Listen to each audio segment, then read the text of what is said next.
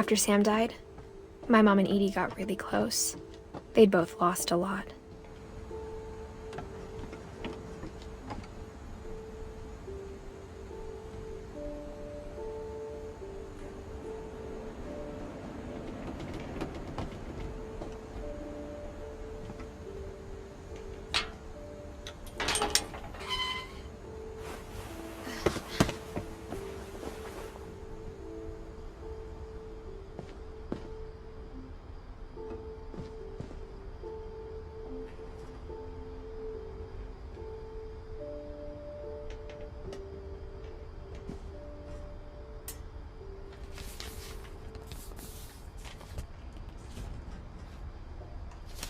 Dear Kay, do you remember the way Gregory used to laugh when he thought he was alone? Like something funny was happening, but only he could see it.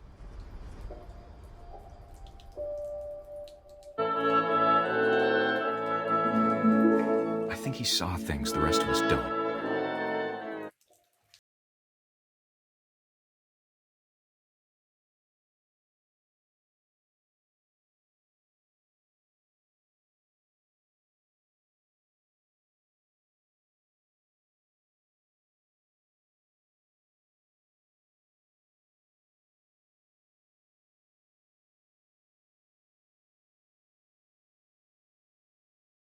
Over, Gregory. It's time to... Hold on, sweetie. Hello? Sam, I told you I don't want to talk right now. I wonder what he saw.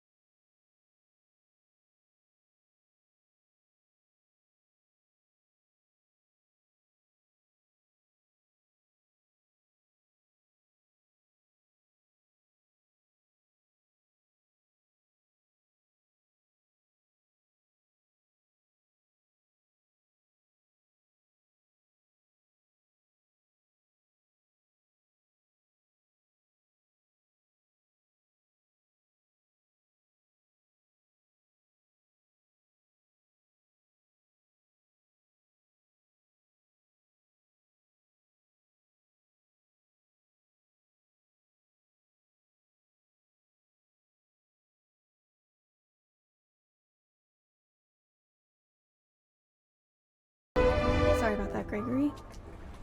I know you did everything you could. Maybe if I hadn't called that night. Damn it. Hold on, I don't want Gregory to hear this.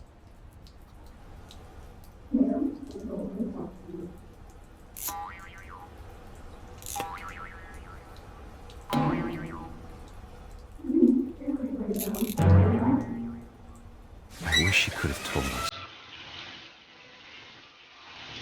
about the world he saw.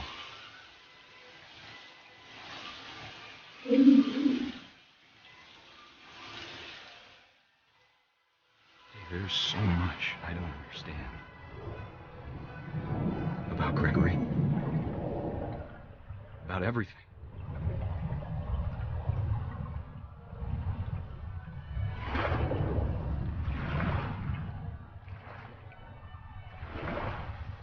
But I know what happened wasn't your fault.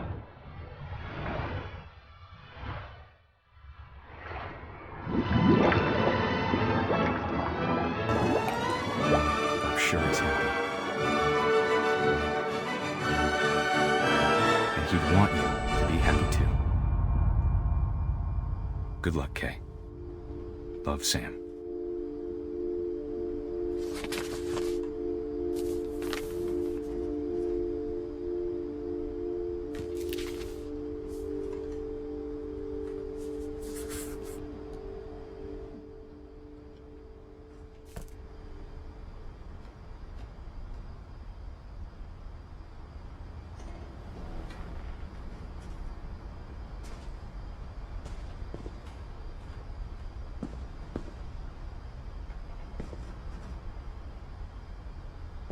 I can't imagine my mom ever writing poetry, and yet...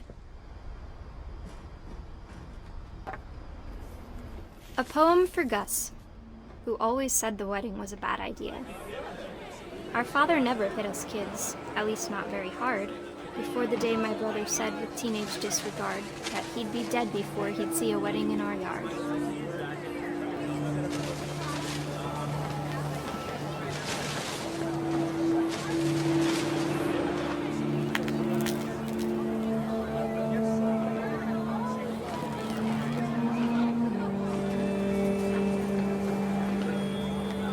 My father made him come, of course, but Gus stood far apart, just flew his kite and bottled up the storm inside his heart.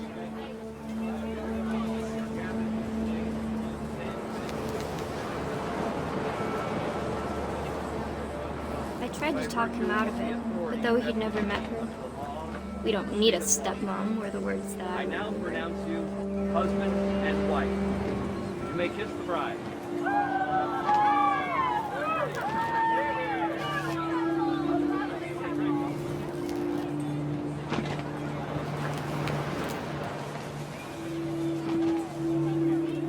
When the time for photos came, Dad ordered him to come here.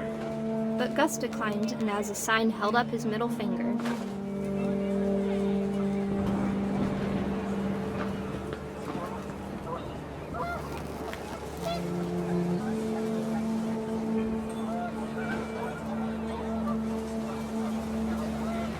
The wind picked up, and panicked geese appeared and quickly went.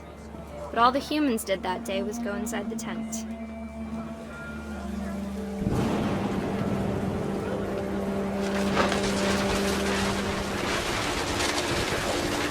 The rain came down in buckets then, but no one seemed afraid that nature might destroy the tent our dad had crudely made.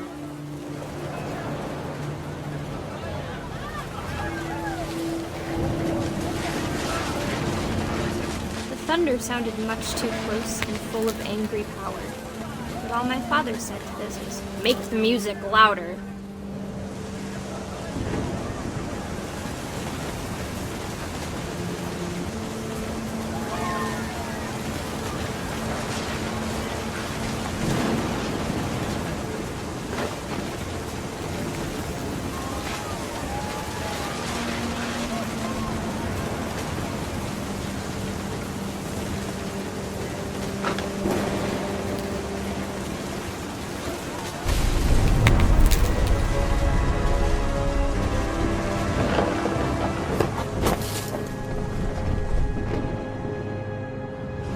I wish that I could truly say I thought about you on that day. Out there on the beach alone, just you, the wind, the sea, and foam. But I didn't, until we found you.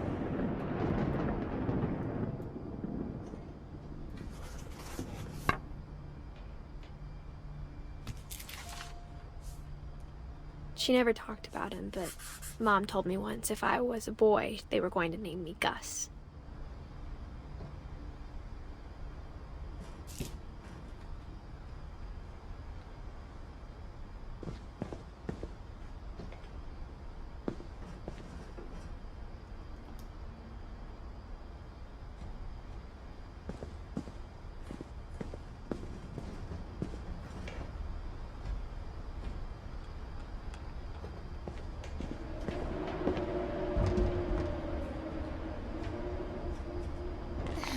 My mom moved up to the loft after her brothers died. At the time, it was as far away as she could get.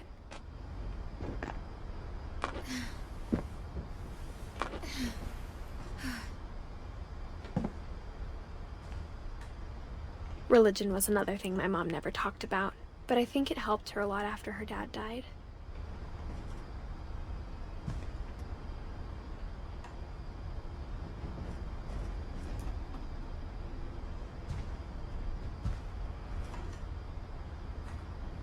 She spent a summer building houses in Calcutta, where she met my dad, Sanjay.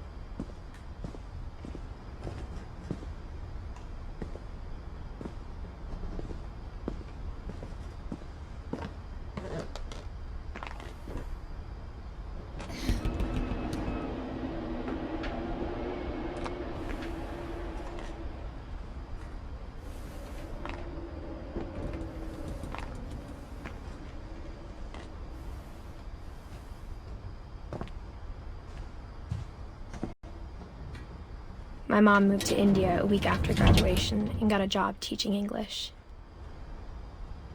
Louis was born a year later.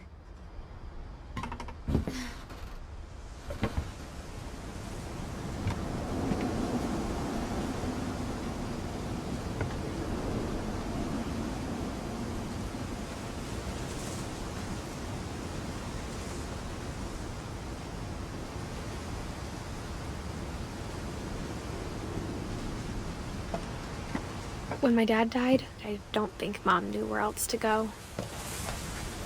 I'm sure Edie was happy to have her back.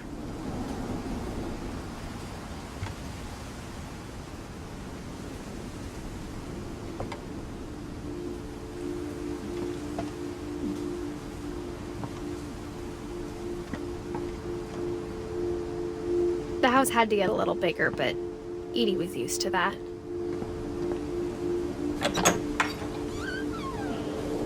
And for a while, things were good. Almost normal. But it didn't last.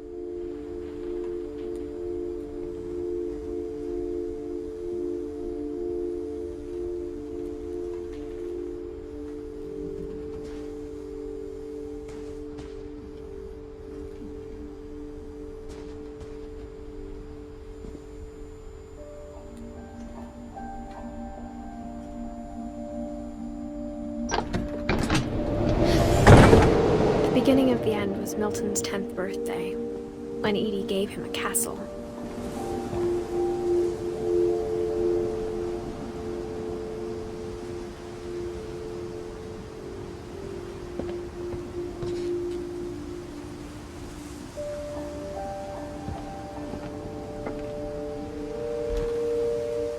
After Milton disappeared, the only thing he left behind was a room full of paintings.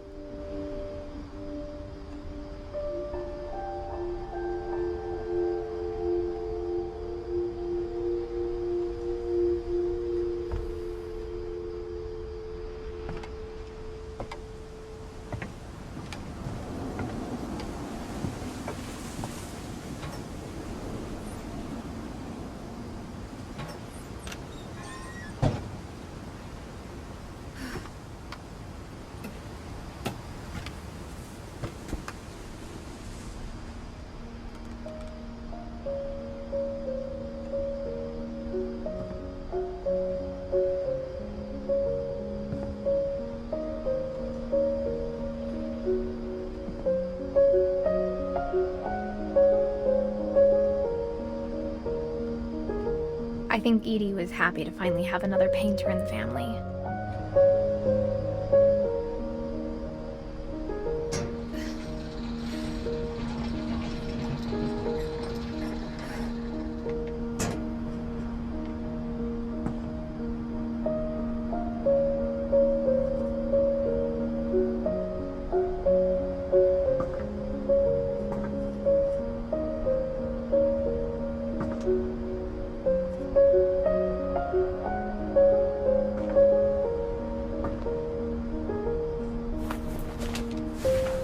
Milton Finch in The Magic Paintbrush.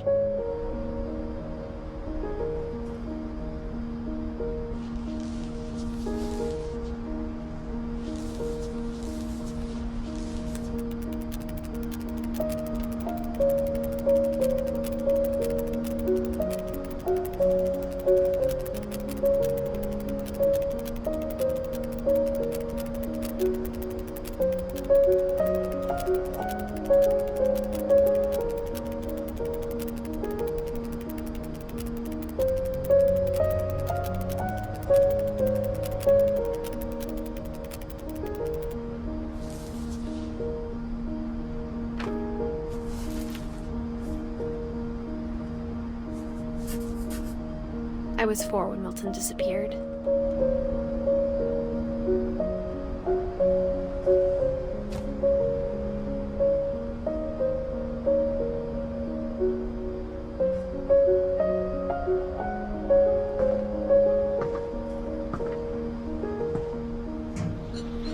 Mom spent months searching for my brother.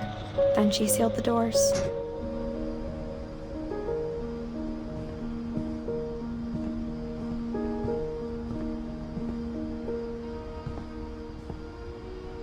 Whatever Milton had found in the house, Mom didn't want it getting out.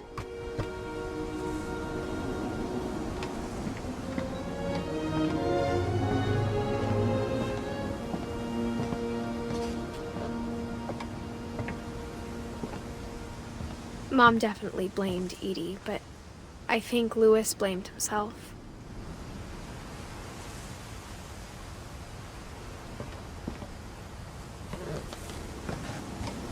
After he graduated, he just spent more and more time in his room, until Mom got him a job at the cannery.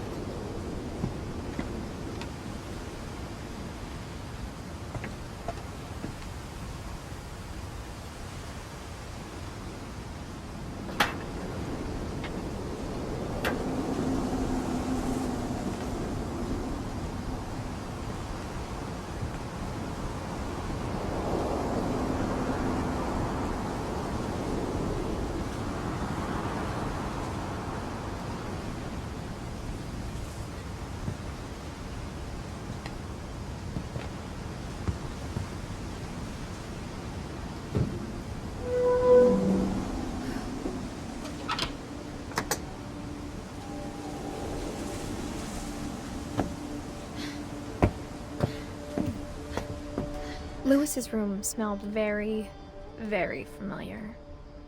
That part of him lived on.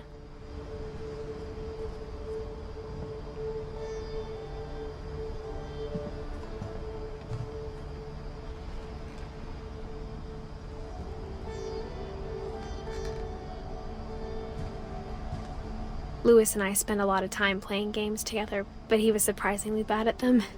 He died a lot.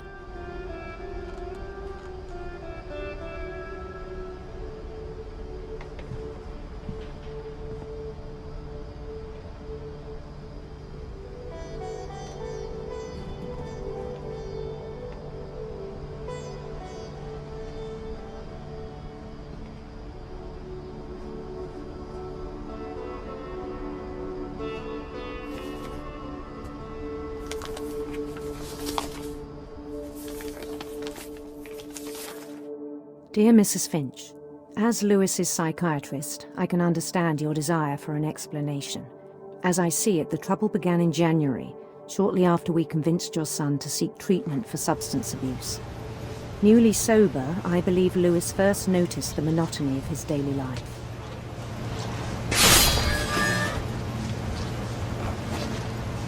He kept working at the cannery, but he withdrew part of himself. In our sessions, I saw the same behavior. His mind began to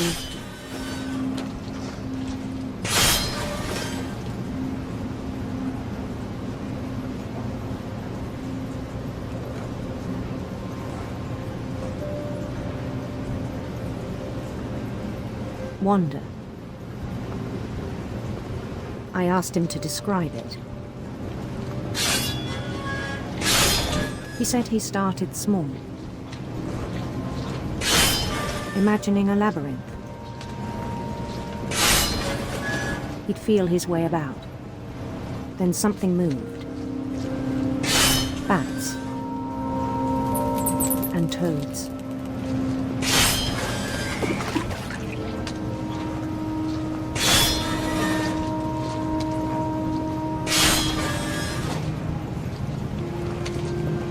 And things that have not names. He knew it was all in his head. But he took it very seriously. I had hoped he'd find himself.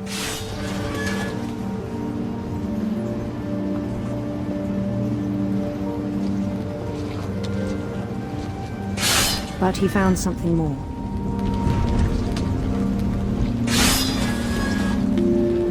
I worried about him then. Daydreaming at the cannery. I spoke with his boss.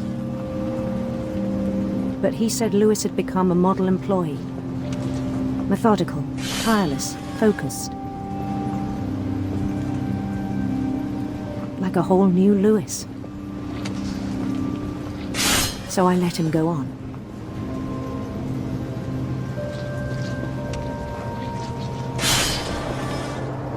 I even encouraged him. It seemed very promising at first. He told me he'd made a new friend.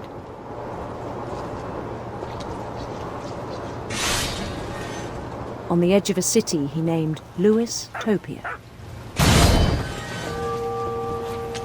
He built the city up slowly, brick by brick. Then he made musicians.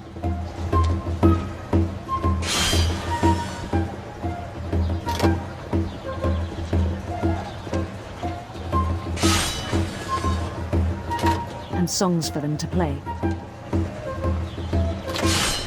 He talked about starting a band. And he was always humming something. Every day his imagination grew stronger.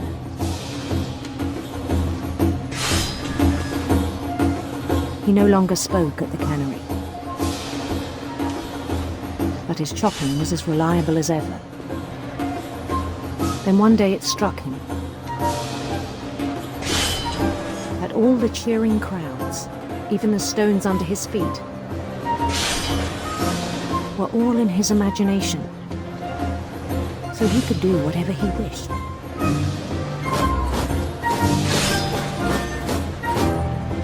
He held an election for mayor,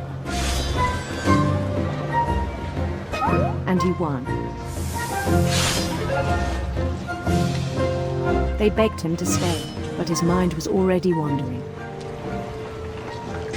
It became a game for him.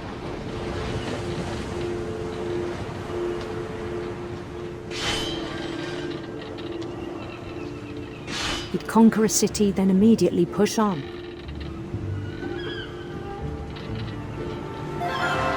New Louisville. St. Louis. He started drifting away from our reality.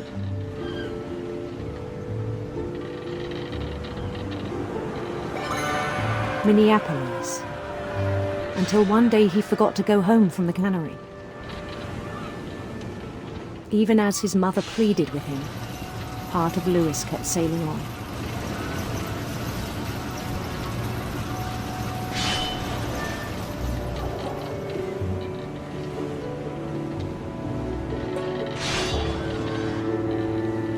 In Lewisburg, he heard rumors of a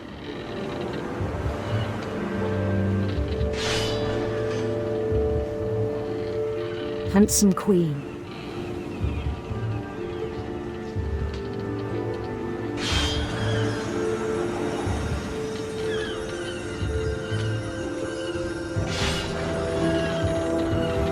The queen was on her own quest for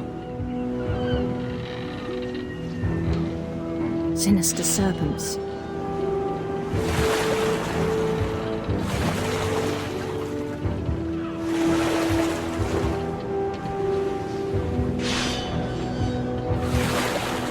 He followed the sound of her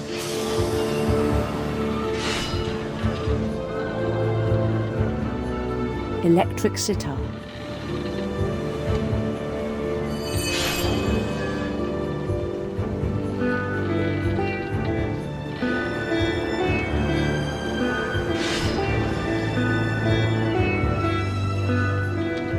His chase led him to a golden palace east of the sun and west of the moon.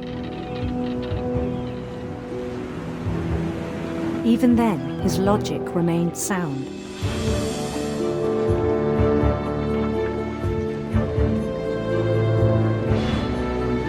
He knew the world was all in his imagination.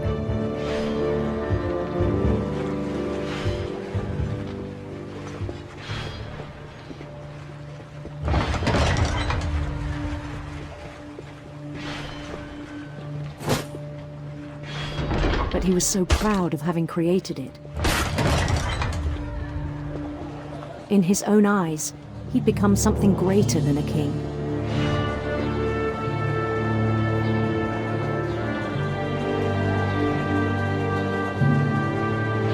For someone who'd never known success in the real world, I think it was overwhelming. And then it struck him that the real Lewis was not the one chopping salmon, but the one climbing the steps of a golden palace.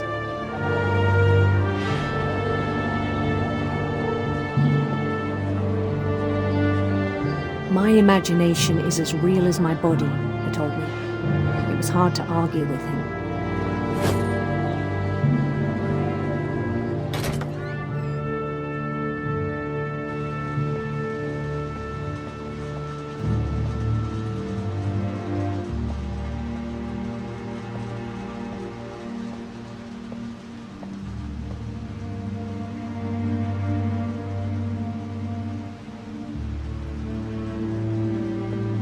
Began to forget the world we know.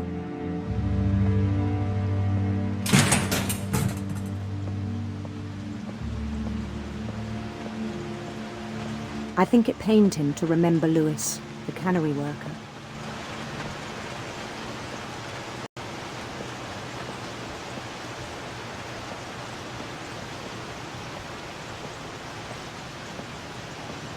He began to despise the man with a royal contempt.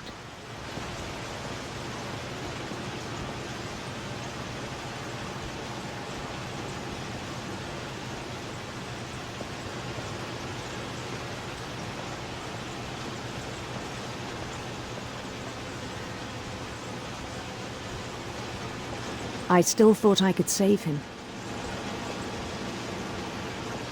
Even after he said he was being crowned king over all the lands of wonder.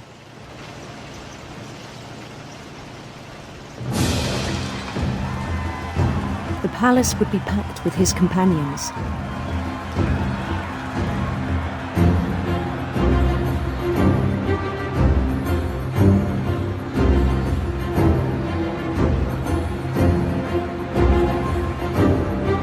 Including the wise Calico who'd insisted on advising me.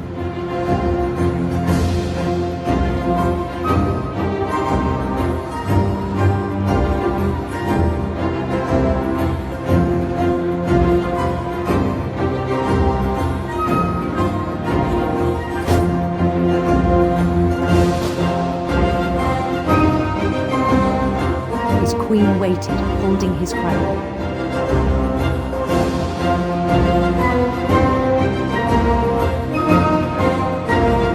There was only one thing left to do.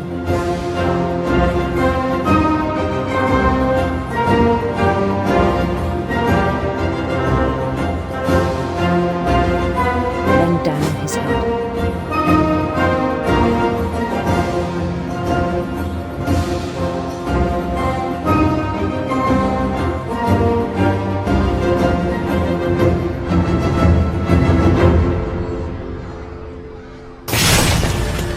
I think you know. Mrs. Finch, your son was a kind man who will be missed by all of us who knew him.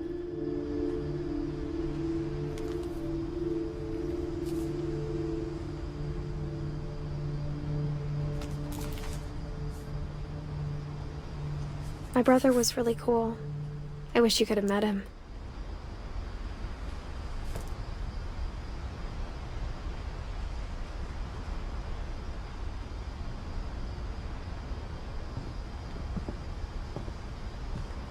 He was so proud of being Indian.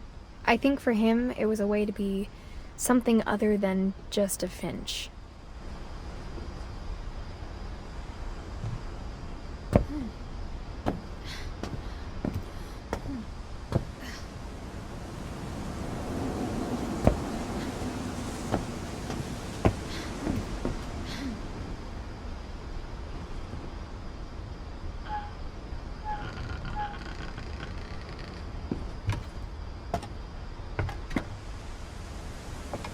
On the way back from Lewis's funeral, my mom told me to start packing.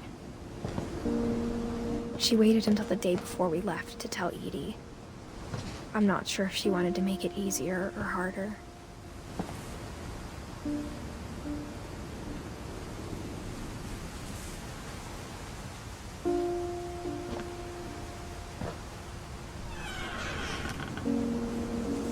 I wish we'd stayed.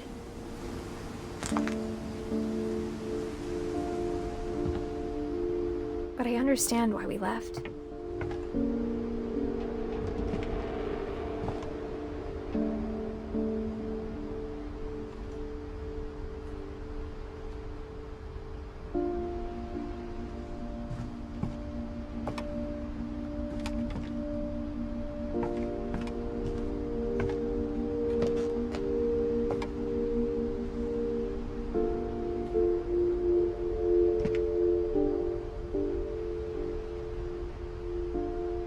My mom ended up leaving everything behind.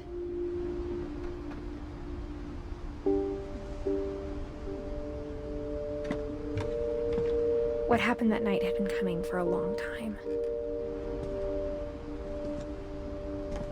Maybe it should have come sooner.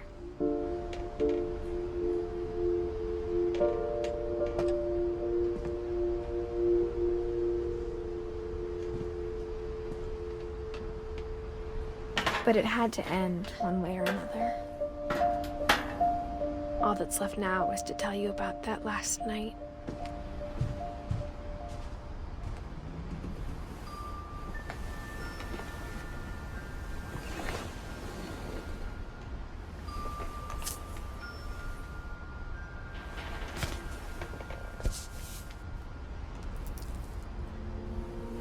That whole last day, Edie just watched us pack and didn't say a word.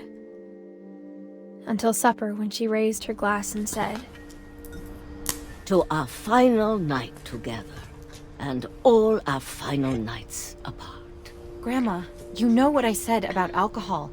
Some of your medications are very Edith, specific. I left a present for you in the hallway. Why don't you go open it? The grown-ups have to argue now. I'm sorry, you're right. We're all leaving tomorrow. Let's just enjoy our last... I'm not leaving. Edith, you're excused.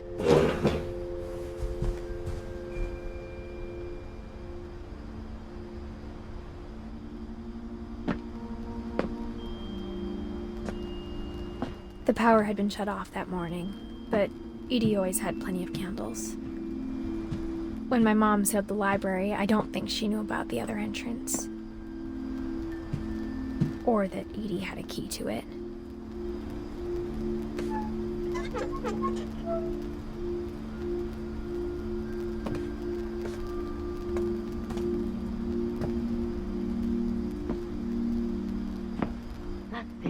afraid of isn't going to end when you leave the house.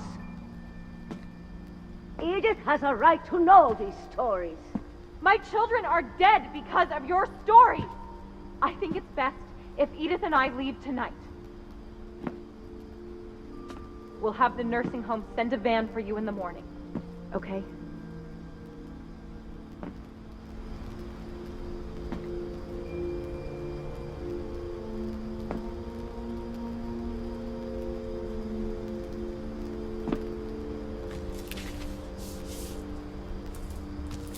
Dear Edith, there's so many stories I wish I could tell you, but there's only time for one. This is about what happened on the night you were born. That night, the tide went way, way out.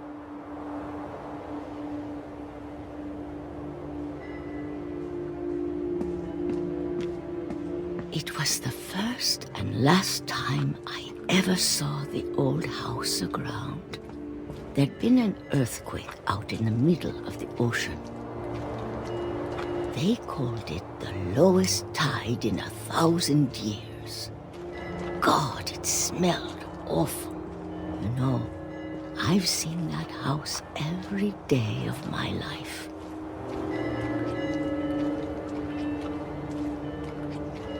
But I never thought I'd go back to it. When the fog rolled in, I lost my way.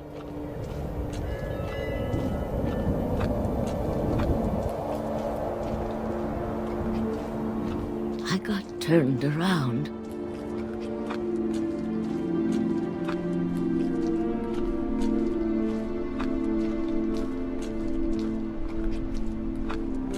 For a while, I wandered. I started seeing things.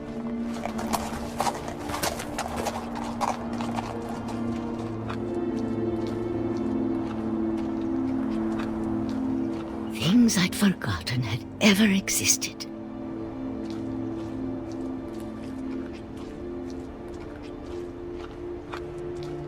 But when I saw them, they felt like old friends.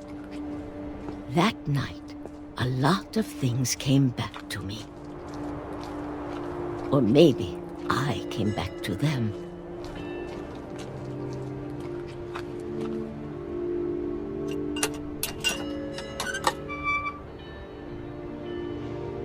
Things I can't explain, but that I need you to try and... Edith, what are you doing in here? It's mine. Edith! Mom, you're gonna rip it! Let go! I kicked and screamed, but Mom dragged me to the car.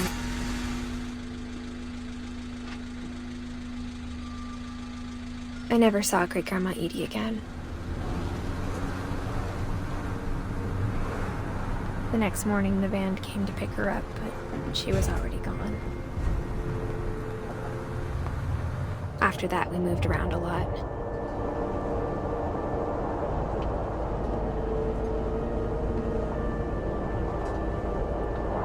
We both tried to make the best of it.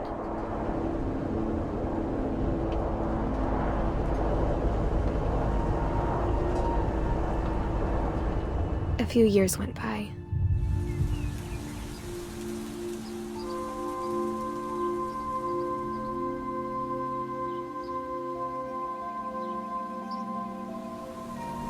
My mom didn't like to talk about it, but she started getting sick a lot.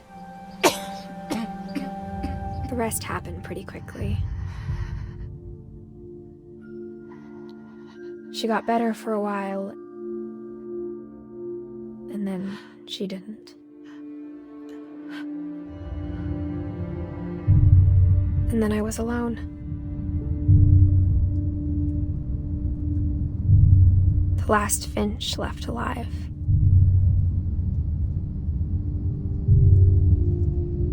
Until I found out about you. I'm still not sure what to tell you about all this. If we lived forever, maybe we'd have time to understand things. But as it is, I think the best we can do is try to open our eyes. And appreciate how strange and brief all of this is.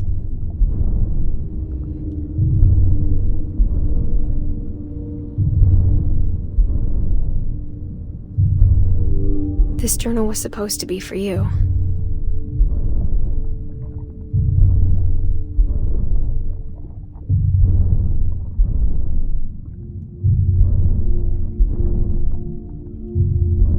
But now I hope you'll never see it.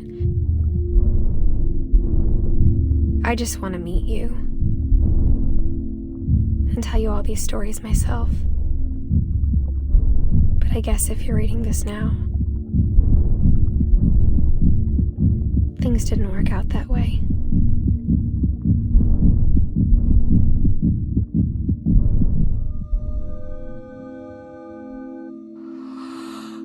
This is where your story begins. I'm sorry I won't be there to see it. It's a lot to ask, but I don't want you to be sad that I'm gone. I want you to be amazed that any of us ever had a chance to be here at all. Good luck.